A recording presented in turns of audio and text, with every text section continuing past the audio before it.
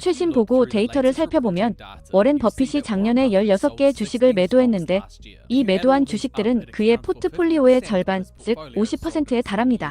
버핏이 그의 경력 역사상 이렇게 많은 주식을 매도한 적은 없습니다. 1987년 블랙 먼데이 붕괴 전에도, 2000년 닷컴 붕괴 전에도, 2007년 금융위기 전에도 말입니다. 총 1,500억 달러 상당의 주식을 팔았습니다. 과거엔 한 해에 250억 달러를 넘은 적이 없었습니다. 이제 그는 주식보다 현금을 더 많이 보유하게 됐습니다. 그는 어떤 주식을 팔았고 왜 이렇게 많이 팔았을까요? 이 질문에 답을 찾기 위해 관련 기사와 인터뷰를 전부 찾아보고 읽어봤습니다. 워렌 버핏은 주식을 파는 것을 좋아하지 않으며 그의 철학을 보면 이상적인 투자 방식은 한 번 사면 평생 보유하는 것입니다. 그는 주식을 산 지 몇 년 만에 다시 파는 것을 비판하며 이렇게 말했습니다. 우리는 잘나가는 회사를 서둘러 팔아 차익을 내고 실망스러운 회사는 끝까지 붙잡는 사람들과는 정반대입니다. 피터 린치는 이런 행동을 꽃을 자르고 잡초에 물을 주는 것에 비유했습니다. 가장 좋은 건 절대 팔고 싶지 않은 주식을 사는 겁니다. 우리가 하려는 게 바로 그거예요. 가이코 전체를 샀고 캔디와 버펄로 누즈도 전부 인수했죠. 우리는 그런 회사를 되팔려고 사는 게 아니고 평생 갖고 있어도 만족할 만한 회사를 삽니다. 실제로 그런 생각으로 샀습니다. 그게 그의 기본 철학이라면 왜 워런 버핏은 지금 주식을 파는 것뿐만 아니라 수천억 달러 규모의 포트폴리오를 매도하고 있을까요? 버핏이 주식을 파는 게 합리적이라고 말하는 몇 가지 경우가 있습니다. 잘 지켜보면서 그가 주식을 파는 4가지 이유를 찾아보세요. 무언가를 파는 유일한 이유는 그 사업이나 경영진에 대한 신뢰를 잃었거나 가격이 터무니없이 비싸졌을 때입니다. 하지만 그런 일은 거의 없어요. 그게 파는 이유입니다. 웬만해선 팔지 않아요. 다만 경영진에 크게 실망하거나 사업의 경제적 특성이 크게 바뀌었다고 판단될 때는 예외죠. 그런 일도 가끔은 있습니다. 처음 20년, 어쩌면 그보다 더 긴 기간 동안은 뭔가를 정말 사고 싶어서 주식을 파는 경우가 대부분이었어요. 예를 들어 PER 3배인 주식을 팔고 2배인 주식을 샀죠. 눈치채셨나요? 4가지 이유. 첫째, 다른 데 쓸 자금이 필요할 때. 둘째, 경영진에 대한 신뢰를 잃었을 때. 셋째, 사업 자체에 대한 신뢰를 잃었을 때. 넷째, 주가가 너무 고평가됐을 때. 이 4가지 이유를 기억하면서 그가 판 주식들을 살펴보겠습니다. 어떤 이유 때문에 판 걸까요? 그가 판 상위 5개 주식을 살펴볼게요. 이 5개가 매도액의 99%를 차지합니다. 나머지는 아주 소량이에요. 그가 5번째로 많이 판 주식은 스노우플레이크라는 회사로 2024년에 약 10억 달러치 610만 주로 포트폴리오의 0.3%에 해당합니다. 스노우플레이크는 클라우드에서 데이터 저장, 처리, 분석 서비스를 제공하는 회사입니다. 회사는 실제로 잘 성장하고 있습니다. 보는 관점에 따라 다르지만 고객 수는 2021년 3,000명에서 1만 600명으로 늘었고 매출도 5억 달러에서 28억 달러로 성장했습니다. 문제는 바로 이 부분, 적자가 계속 커지고 있어서 버크셔 같은 회사가 이런 기업을 좋아하지 않을 이유가 보입니다. 적자가 5억 달러에서 8억 달러라니 솔직히 처음에 왜 이걸 샀는지 놀랍네요. 버크셔의 4번째로 큰 매각은 쉐브론으로 한때 버핏의 5번째 보유 종목이었고 2024년에 11억 달러어치 740만 주를 팔았고 포트폴리오의 0.4%에 해당합니다.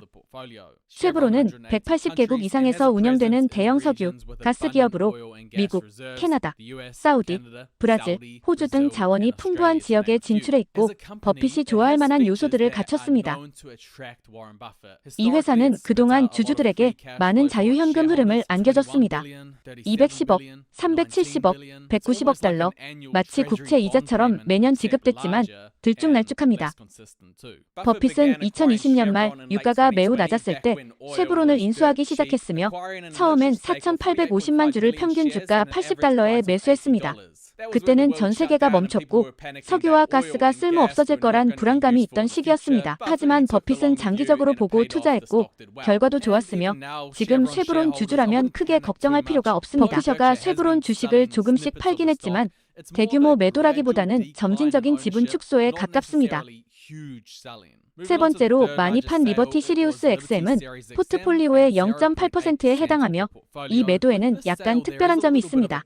왜냐하면 1억 주, 약 20억 달러어치를 팔면서도 2024년에 동시에 주식을 사고 있었기 때문입니다. 아마 워렌 버핏이 간단한 차익 거래로 빠른 수익을 냈던 것일 수도 있고 아니면 그냥 완전한 단기 매매자가 된 건지 모르겠습니다. 하지만 다음 두 건의 매도는 가장 중요하며 그가 파는 이유에 대한 정보가 훨씬 더 많습니다.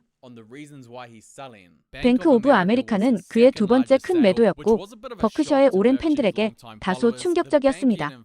금융주는 항상 버핏의 주요 투자처였기 때문입니다. 그는 수십 년간 이 산업에 투자해왔으며 1969년에는 일리노이 내셔널 뱅크를 사기도 했습니다. 처음에 1969년에 버크셔에서 은행을 샀습니다. 1987년에는 솔로몬 브라더스를 인수했고 버크셔가 단일 기업에 투자한 최대 규모였습니다. 90년대에 가이코를 완전히 인수했고 2000년대에는 웰스파고의 큰 지분을 샀습니다. 2020년에는 버크셔가 US 뱅크, 웰스파고, JP모건 체이스, 뱅크 오브 아메리카의 지분을 보유하고 있었습니다. 그러나 상황이 완전히 바뀌었습니다. 2020년에 JP모건 지분을, 2022년엔 웰스파고를, 2023년 초엔 US뱅크 주식을 모두 정리했습니다. 심지어 뱅크 오브 아메리카 지분까지 줄여서 주당 46달러에 23만 5천 주를 매도했으며 이는 약 109억 달러 규모로 전체 포트폴리오의 3.5%에 해당합니다. 뱅크 오브 아메리카 보유 지분만 놓고 보면 그중 22%를 매도한 셈인데 왜 그랬을까요? 자금이 필요했을까요? 경영진이나 사업에 대한 신뢰가 흔들렸을까요? 아니면 고평가라고 본 걸까요? 영상을 보고 판단해보세요. USB, 웰스파고, 골드만삭스, JP모건, PNC 같은 은행들을 매도하셨는데 그렇다면 이 은행들이 운영을 잘못하고 있다고 봐야 할까요? 아닙니다. 하지만 은행업이 그들이 하는 일의 특성상 큰 위험에 빠질 수 있다고 생각합니다. 그리고 예전만큼 은행업이 매력적으로 느껴지지 않습니다. 그리고 25년에서 30년 동안 보유했던 은행 주식들도 결국 매각했습니다. 중요한 사안에 대해 책임자에게 제대로 처벌이 연결되지 않는 시스템 구조에 문제가 있다고 생각합니다. 국가에서 은행 시스템이 잘 운영되는 것은 정말 중요합니다. 제대로 작동하지 않으면 안 되죠. 모두 알다시피 은행은 예금에 의존합니다. 은행은 운영할 자금이 없으면 할 일이 없으며 예금주들이 돈을 모두 인출하면 게임은 끝입니다. 이 이야기가 중요한 이유는 얼마 전 일어난 일을 기억하십니까? 예금자들이 하루에 420억 달러를 인출하려고 했던 SVB의 은행 파산을 기억하십니까? 은행은 그 돈을 감당하지 못해 결국 파산하게 되었습니다. 물론 이때 문제가 된 은행은 한 곳만이 아니었고 많은 은행들이 영향을 받았거나 적어도 걱정했었습니다. 앞으로 이런 일이 다시 발생하면 특히 더 큰 은행이 피해를 본다면 어떻게 될까요? 예금주들이 돈을 모두 인출하면 은행은 운영할 수 없게 되고 주주들은 모든 돈을 잃게 됩니다. 이것이 워렌 버핏이 걱정하는 이유이며 그가 모든 은행 주식을 매각한 이유입니다. 그는 사업 소유자로서 은행 산업에 대한 신뢰를 잃었습니다. 이는 분명한 사실이며 그가 가장 큰 보유한 주식도 같은 이유로 매도한 건 아닌지 궁금합니다. 그가 가장 크게 보유했던 주식은 애플인데 2024년에 애플 주식 6억 500만 주를 매도했습니다. 이는 약 1,380억 달러 규모로 포트폴리오의 44%에 해당합니다. 과거에 큰 수익을 안겨준 이 기업의 주식을 왜 팔았을까요? 그가 평소 매우 높이 평가해온 마크 저커버그가 조로건 익스피리언스에서 인터뷰를 했는데 이것이 우리에게 단서를 줄 수도 있습니다. 최근엔 특별한 혁신이 없어요. 스티브 잡스가 아이폰을 만든 뒤로 20년째 그걸 유지하고 있습니다. 사실 해마다 아이폰 판매량도 늘고 있는지 잘 모르겠고 오히려 줄고 있을지도 모르겠습니다. 각 세대 아이폰이 크게 달라지지 않아서 사람들이 예전보다 교체를 더 천천히 하는 것 같습니다. 그래서 판매량은 대체로 정체되거나 줄고 있는 듯합니다. 기술 산업은 매우 역동적이라 항상 새로운 것이 계속 발명됩니다.